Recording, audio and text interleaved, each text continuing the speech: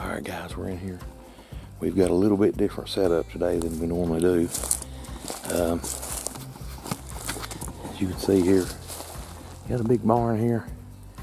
We've got the little cut and run Rhino blind, a little 2-panel job we put right on the corner. Overlooking this field. And this field, it narrows down right here, coming out on this road bed.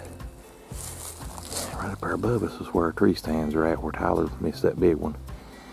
But from that tree stand, we've seen a lot of deer activity coming out of this field across.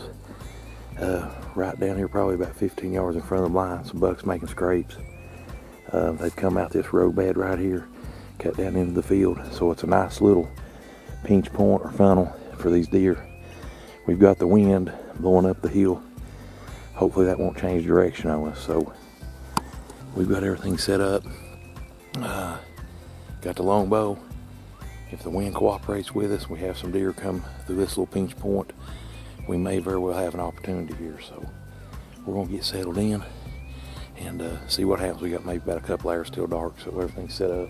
We're gonna leave it here. This is something I might hunt a couple more times, but we're gonna see what happens.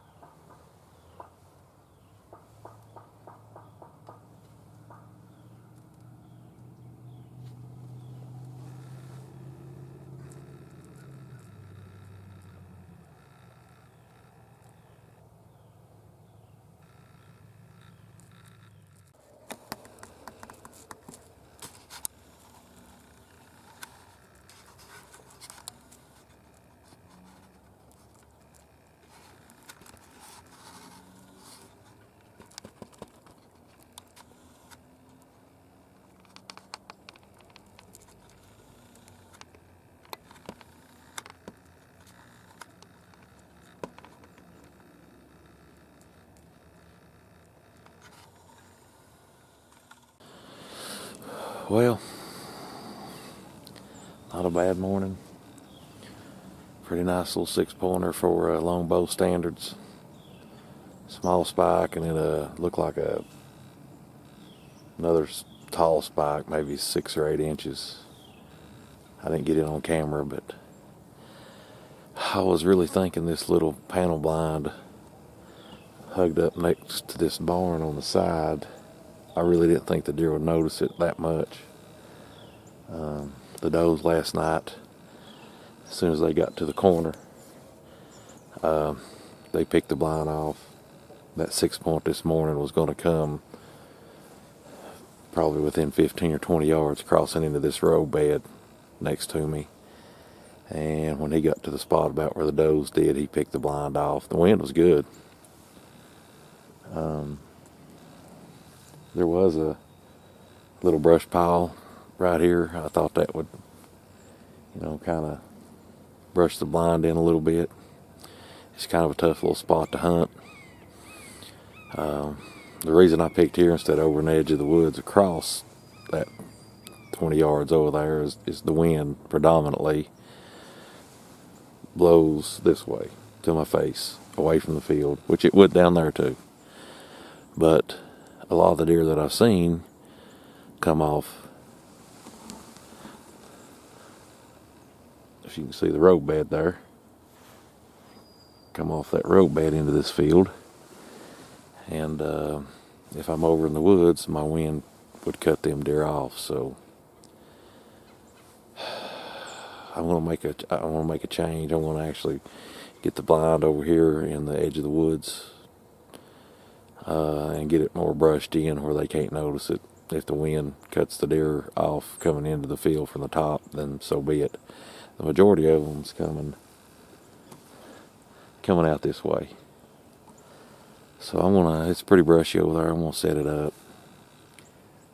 Maybe try it this evening or in the morning, but I think a man can get him a longbow kill right here. So that's what we're gonna try to do.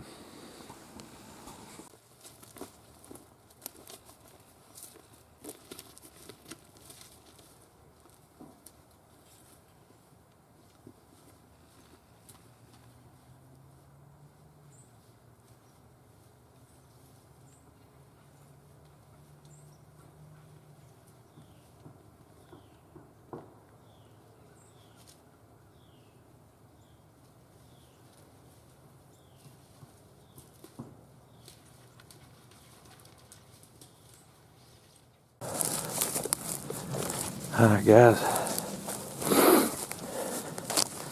we've moved our blind. It's a whole lot more brushed in, not noticeable. However, if the wind blows up the hill like it normally does, we're going to cut the deer coming from that way off. I don't know what else to do. Like I said, the majority of them come straight out the field. And we'll be crossing within probably 15 or 20 yards of there, but I was trying to split the difference and it burnt me. It burnt me this morning. So I'm just going to brush it in a little more. Put some leaves around it, some logs, sticks, and we should be a whole lot more concealed right here. So if the deer come in above me on the road, that's normally the way the wind blows, I'll probably get busted, but at least the deer coming out the field shouldn't pay no attention with this thing after I get it brushed in. So we're going to get it brushed in, let her set, and come back another day.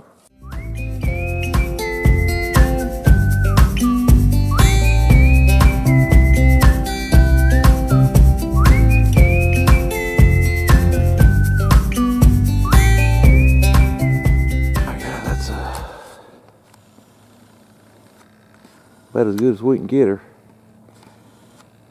We got some overhanging stuff, and that's what we're going to try her. It's definitely going to be more concealed than it was against the barn there. I thought the barn would work, but it didn't. Alright guys, me and Randy's here hunting this little field where I seen that 6-point a couple days ago that got about 40 yards of me, so should be a good morning. Not as cool as normal, but I think it's about 39. Winds are calm. Rut's still going on. We've got us a little scent bomb out. Randy's with me today, and I don't know if you can see it, but he's got a little surprise for him today. A little surprise, like that old bucket hung up at 40 yards the other day. Yeah. It won't work today, Billy. It ain't gonna work, is it? No, it's not gonna work today, Billy. So we're set up. These deer have been moving pretty early through here, so hopefully we'll see something pretty early. I do too, Billy. Randy woke up this morning and said he felt good in the neighborhood. Yep. Got it. Got a flannel. Flannel, check. Got a red flannel and a green flannel. Facial hair, check. hat turned around backwards. I got mine, but I don't see yours. I can turn my beanie around backwards. How about that? Well, 2 out of 3 ain't bad. That ain't bad.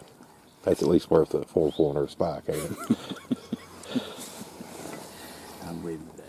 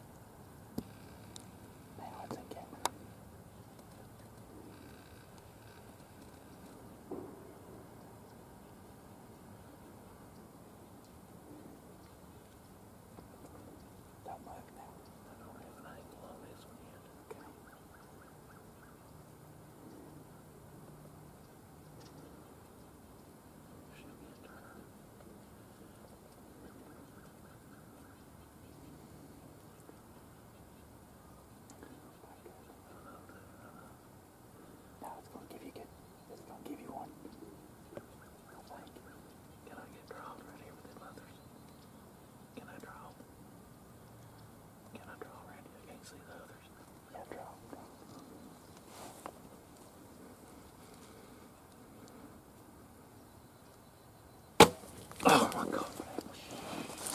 Meh. Here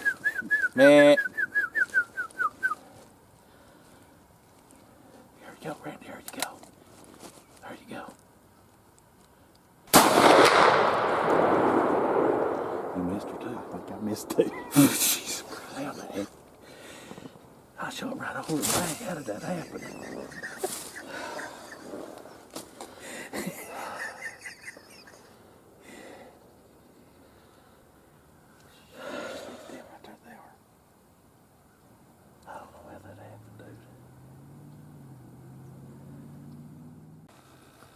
I don't really know what to say right now.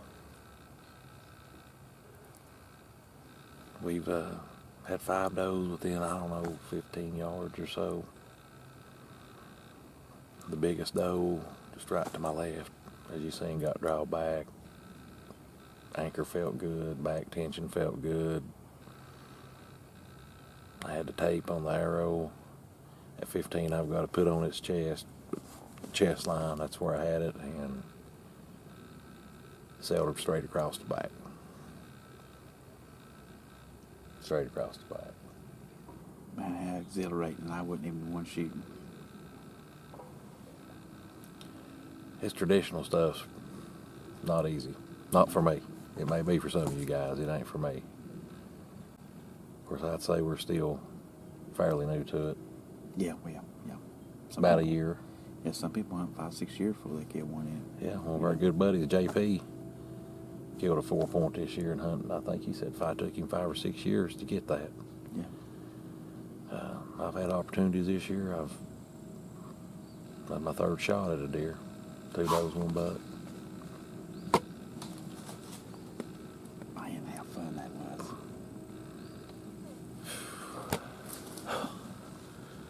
And then to pour salt in the wound. Old Dirty Harry over here gets out 60 yards thinking, well, at least we're going to get some meat. What happened, Randy? It's a clean miss, bud.